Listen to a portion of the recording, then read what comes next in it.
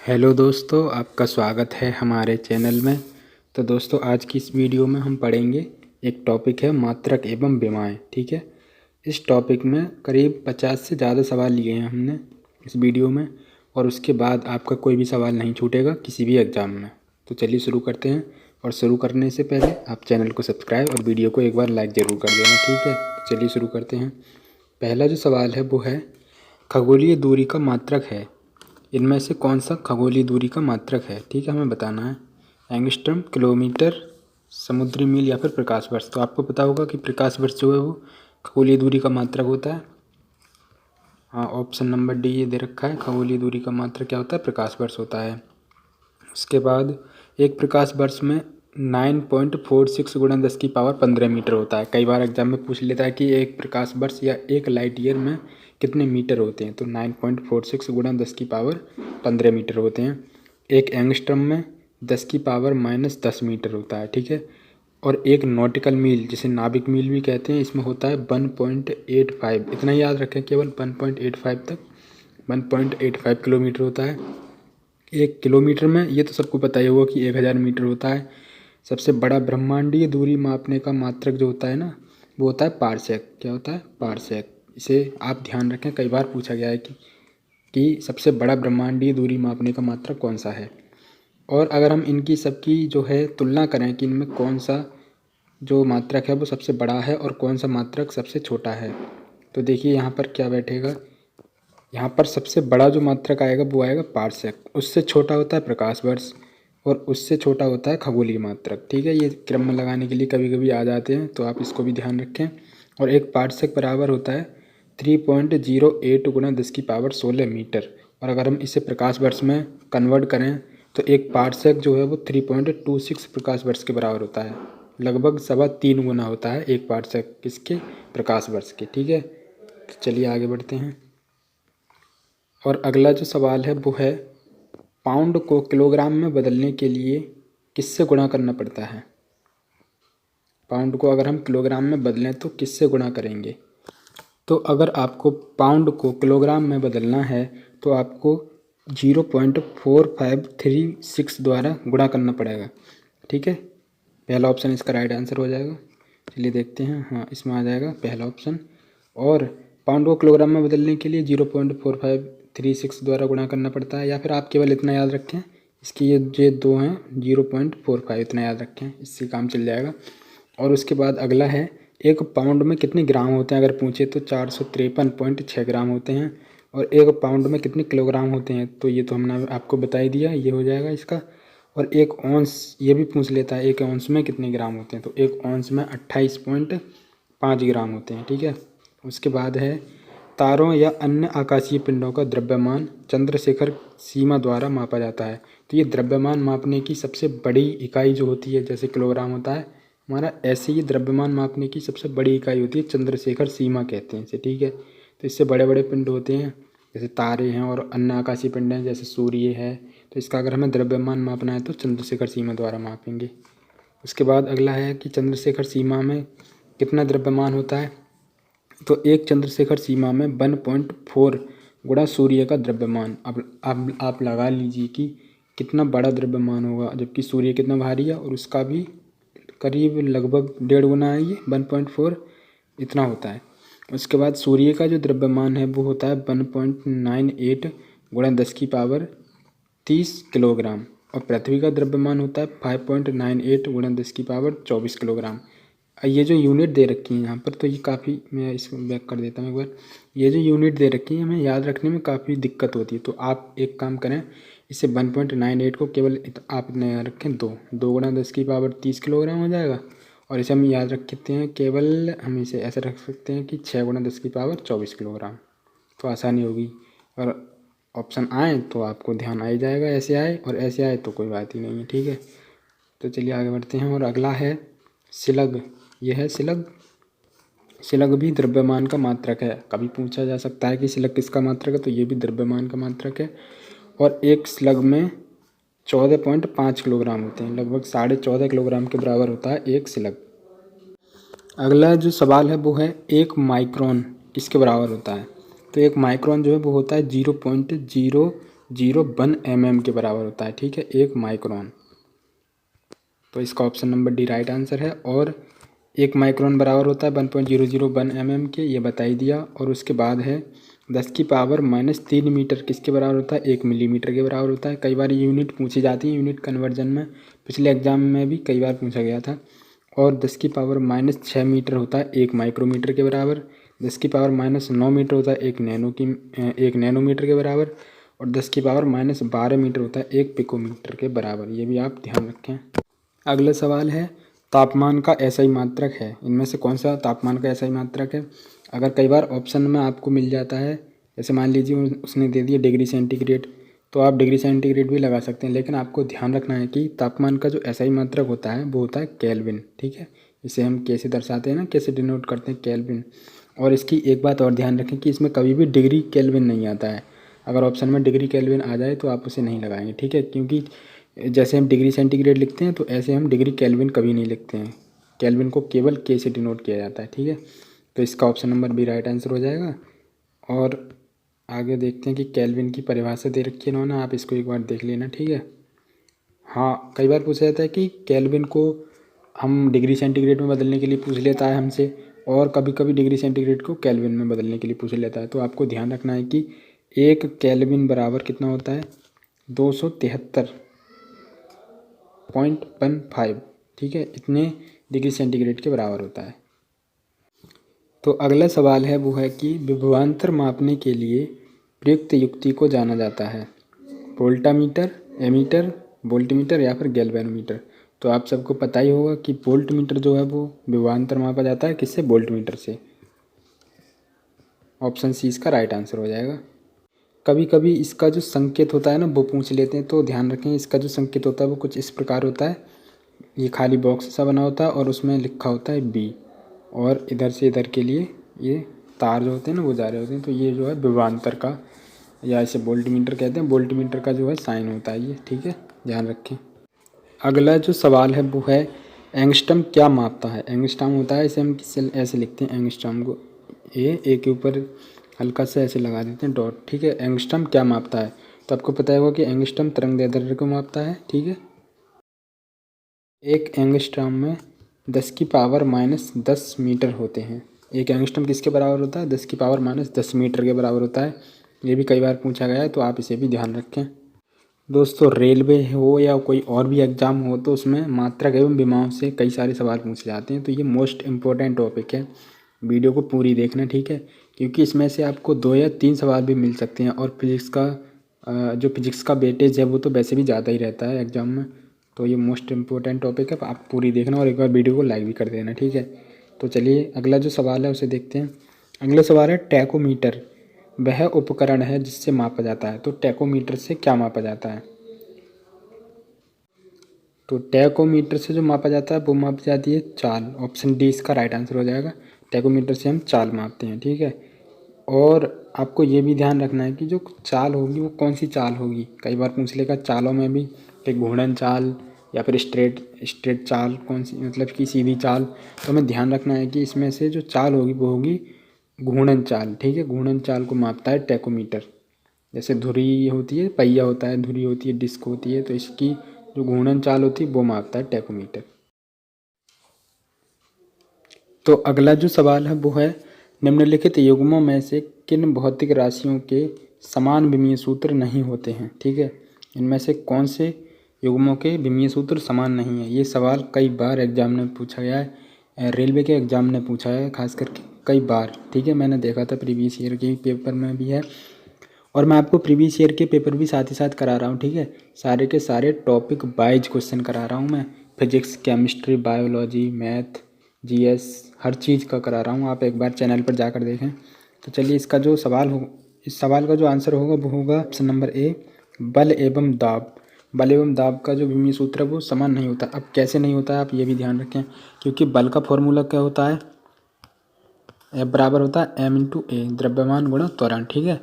और दाब बराबर क्या होता है, दाब बराबर होता है बल बटे क्षेत्रफल। अब देखिए बल तो ऊपर ही आ गया, अब क्षेत्रफल का ये बाकी रह गया ना, L⁻² होता है तो ये ऊपर जाकर L⁻−2 हो जाएगा, और ये इससे ज़्यादा हो गया बल से, तो ये समान कैसे हो गया, जबकि कार्य एवं ऊर्जा का सेम होता है, आवेग एवं संवेग का सेम होता है विमीय सूत्र, और भार एवं बल का भी विमीय सूत्र सेम ही होता है। कई बार विमीय सूत्र भी पूछ लेता है कि विमीय सूत्र कौन कौन सा होता है, किस किस का। तो चलिए एक बार विमीय सूत्र भी देख लेते हैं। तो बल का जो विमीय सूत्र होता है वो होता है mL/T⁻², ठीक है, mL/T-2। और दाब का विमीय सूत्र होता है mL⁻⁻1 और T-2, ठीक है। कार्य का जो होता है वो होता है mL/T⁻²। ऊर्जा का होता है mL/T-2, तो ये दोनों सेम हो गए। उसके बाद आवेग का विमीय सूत्र होता है mL/T-1, और संवेग का भी विमीय सूत्र होता है mL/T-1, तो ये दोनों सेम हो गए। जबकि दाब का और बल का अलग अलग हो गया, मैंने आपको बता ही दिया है। चलिए आगे बढ़ते हैं। और अगला सवाल है वो है, सूचियाँ दे रखी हैं इन्होंने, सूची फर्स्ट को सूची सेकंड से मिलाना है। सूची फर्स्ट में दे रखे हैं मापक यंत्र, और सूची सेकंड में दे रखे हैं आपको मापी जाने वाली राशि। तो इसे मिलाना है कि किससे क्या मापा जाता है। तो पहला है इसमें थर्मामीटर। थर्मामीटर का सबको पता होता है कि थर्मामीटर से क्या मापते हैं, तापमान मापते हैं। बैरोमीटर से क्या मापा जाता है, दाब मापा जाता है, प्रेशर, ठीक है। वोल्टमीटर से वोल्टता मापी जाती है, और लैक्टोमीटर से दूध की शुद्धता मापी जाती है। तो देख लीजिए कौन सा इसमें से राइट हो जाएगा। तो इसका जो राइट आंसर हो जाएगा आपका, वो हो जाएगा ऑप्शन नंबर डी, क्योंकि ए का डी और बी का तीसरा है दाब, और सी है जो सी का वोल्टमीटर है, वोल्टता है, ऑप्शन ए। और लैक्टोमीटर जो है इससे दूध की शुद्धता मापते हैं, तो दो हो जाएगा, ठीक है। तो ये ऑप्शन नंबर डी इसका राइट आंसर हो जाएगा। नेक्स्ट क्वेश्चन है, ऐसी प्रणाली जिसमें लंबाई के लिए मीटर का, राशि यानी मात्रा के लिए किलोग्राम का, समय के लिए सेकंड का, ताप के लिए केल्विन का, विद्युत तरंग प्रवाह के लिए एम्पियर का, और प्रकाश घनत्व के लिए कैंडेला का, तथा पदार्थ की मात्रा के लिए मोल का उपयोग होता है, को कहते हैं। कौन सी प्रणाली में ऐसा सब होता है, CGS में, MKS में, FPS में, या फिर SI प्रणाली में। तो इसका जो राइट आंसर हो जाएगा वो हो जाएगा ऑप्शन नंबर डी, SI प्रणाली, ठीक है। SI प्रणाली में ऐसा होता है। तो चलिए आगे बढ़ते हैं। और अगला जो सवाल है वो है, प्रकाश की चाल को सर्वप्रथम मापने वाले वैज्ञानिक थे। कौन से वैज्ञानिक थे जिन्होंने प्रकाश की चाल को मापा था। तो कई बार हम न्यूटन आंसर मान लेते हैं, लेकिन इसका जो सही आंसर होगा वो होगा ऑप्शन नंबर ए, रोमर, ठीक है। रोमर वो वैज्ञानिक थे जिन्होंने सबसे पहले प्रकाश की चाल को मापा था। और आपको पता होना चाहिए कि प्रकाश की चाल कितनी होती है निर्वात में। तो प्रकाश की चाल होती है 3 × 10⁸ मीटर प्रति सेकंड। 1 सेकंड में इतनी दूरी तय कर लेती है प्रकाश की चाल जो होती है, वो होती है 3 × 10⁸ मीटर प्रति सेकंड। दोस्तों कई बार एग्जाम में पूछ लेता है कि चंद्रमा से टकराकर पृथ्वी पर प्रकाश को आने में कितना टाइम लगता है। तो चंद्रमा से टकराकर 1.3 सेकंड में आ जाता है, ठीक है। और सूर्य से पृथ्वी पर अगर प्रकाश को आना हो तो 8.3 मिनट का टाइम लगता है, लगभग 8 मिनट 16 सेकंड का। एक वर्ष में तय की गई दूरी को प्रकाश वर्ष कहते हैं, ठीक है। अगला क्वेश्चन है, प्रकाश वर्ष या लाइट ईयर इकाई होती है। तो कई बार जब हम प्रकाश वर्ष लिखा हुआ देखते हैं तो हम समझते हैं कि प्रकाश से ही रिलेटेड होगा, तो हम या तो प्रकाश लगा देंगे या फिर प्रकाश की तीव्रता लगा देंगे। लेकिन ऐसा बिल्कुल नहीं है। मैंने आपको बताया था कि प्रकाश वर्ष क्या होता है। प्रकाश वर्ष होता है वो दूरी को मापने की इकाई होती है, ठीक है। एक वर्ष में चली गई प्रकाश की दूरी को प्रकाश वर्ष कहते हैं। यहाँ पर ये दे रखा है, मैंने आपको भी बताया था। तो ये किससे रिलेटेड होगा, तो ये होगा दूरी की इकाई होती है, ठीक है। ऑप्शन नंबर 20 का राइट आंसर हो जाएगा। नेक्स्ट क्वेश्चन है, प्लांक नियतांक का मात्रक है। इनमें से कौन सा प्लांक नियतांक का मात्रक है। तो ये जूल सेकंड जो होता है वो होता है प्लांक नियतांक का मात्रक। ऑप्शन नंबर डी इसका राइट आंसर हो जाएगा। और आपको पता भी होना चाहिए कि एक प्लांक नियतांक में कितने जूल होते हैं। तो एक प्लांक नियतांक में 6.67 × 10⁻³ जूल होते हैं, ठीक है। अगला सवाल है, चुंबकीय आघूर्ण से रिलेटेड। तो पूछा है कि चुंबकीय आघूर्ण का मात्रक है, इनमें से कौन सा चुंबकीय आघूर्ण का मात्रक है। Ampere metre square, ampere into metre, या फिर वेबर मीटर स्क्वायर, या वेबर प्रति मीटर। तो आपको पता ही होगा चुंबकीय आघूर्ण का मात्रक होता है ampere into metre square. Option number A इसका राइट आंसर हो जाएगा। नेक्स्ट क्वेश्चन है, बहुत छोटे समय को मापने के लिए किस घड़ी का प्रयोग किया जाता है। क्रिस्टल घड़ी का, आणविक घड़ी का, क्वार्ट्ज घड़ी का, या फिर कमानी घड़ी का। तो सबसे छोटा समय जो होता है ना उसे मापने के लिए हम आणविक घड़ी का प्रयोग करते हैं, ठीक है। दोस्तों कई बार पूछ लेता है कि समय का सबसे छोटा यूनिट क्या होती है, सबसे छोटी यूनिट टाइम की। तो हमें लगता है कि सेकंड ही सबसे छोटी यूनिट होती है टाइम की, लेकिन ऐसा नहीं है। एक होता है सेकंड और एक होता है सेक। तो एक सेक में 10⁻8 सेकंड होते हैं, ठीक है। और इससे भी छोटा होता है सिडबर्ग। तो एक सिडबर्ग में 10⁻13 सेकंड होते हैं। कितना छोटा होता होगा ना ये से। एक सिडबर्ग बहुत मतलब एक सेकंड का 10⁻13 सेकंड होते हैं, ठीक है। ध्यान रखें इसको आप। नेक्स्ट क्वेश्चन है कि एक फेमटो बराबर होता है। एक फेमटो किसके बराबर होता है? 10⁻16 मीटर, 10⁻15 मीटर, या फिर 10⁻12 मीटर, या 10⁻5 मीटर। तो एक फेमटो बराबर होता है 10⁻15 मीटर के। आप इसको ध्यान रखें, ठीक है। अगला जो सवाल है वो है कि एसआई पद्धति में लेंस की शक्ति की इकाई क्या है? मीटर, ऑप्टर, वाट, या फिर डायोप्टर। तो आपको पता ही होगा ऑप्शन नंबर डी इसका राइट आंसर है डायोप्टर। जो लेंस की पावर होती है, लेंस की क्षमता होती है, उसे मापने के लिए हम डायोप्टर का यूज़ करते हैं, ठीक है। इसकी जो इकाई होती है वो होती है डायोप्टर। और कई बार पूछ लेता है इसका फॉर्मूला, ठीक है। तो जो लेंस की पावर का फॉर्मूला होता है वो होता है P = 1/f। अगर f मीटर में दे रखा है तो, अगर सेंटीमीटर में दे रखा है तो 100/f होता है, ठीक है। नेक्स्ट क्वेश्चन है, सामान्य वैद्युत उपकरणों के लिए फ्यूज़ तार में निम्नलिखित गुण होने चाहिए। कौन कौन से गुण होने चाहिए फ्यूज़ तार में? तो इसके ऑप्शन है मोटा तार, पतला तार, निम्न गलनांक मिश्र धातु, या फिर उच्च गलनांक मिश्र धातु। तो आपको पता होगा फ्यूज़ का काम क्या होता है। जैसे कि लाइट आ रही है और अगर कोई भी उपकरण है, अगर उसमें कोई ख़राबी आ जा रही है तो फ्यूज़ तार जो है वो जल जाता है और हमारे उपकरण को बचा लेता है, ठीक है। तो इसका जो आंसर होता है वो होता है पतला तो तार होना चाहिए। जो वो तार है उसका क्या क्या क्वालिटी होनी चाहिए? तो वो तो पतला तो होना चाहिए, पहली बात तो, ठीक है। और उसका जो गलनांक है वो निम्न होना चाहिए। तो ऑप्शन नंबर इसका सी हो जाएगा, क्योंकि 2 और 3 जो कथन है वो ठीक हो जाएगा। ऑप्शन नंबर सी इसका राइट आंसर हो जाएगा। नेक्स्ट क्वेश्चन है, निम्नलिखित में से समय का मात्रक नहीं है। इनमें से कौन सा जो है वो समय का मात्रक नहीं है? अधिवर्ष, अनंत, प्रकाश वर्ष, या फिर इनमें से कोई नहीं। तो आपको पता होगा प्रकाश वर्ष दूरी का मात्रक होता है, ये समय का मात्रक नहीं है। ऑप्शन नंबर सी इसका राइट आंसर हो जाएगा। उसके बाद नेक्स्ट क्वेश्चन है कि सार्वत्रिक गुरुत्वीय स्थिरांक का विमीय सूत्र क्या है? तो सार्वत्रिक गुरुत्वीय स्थिरांक क्या होता है?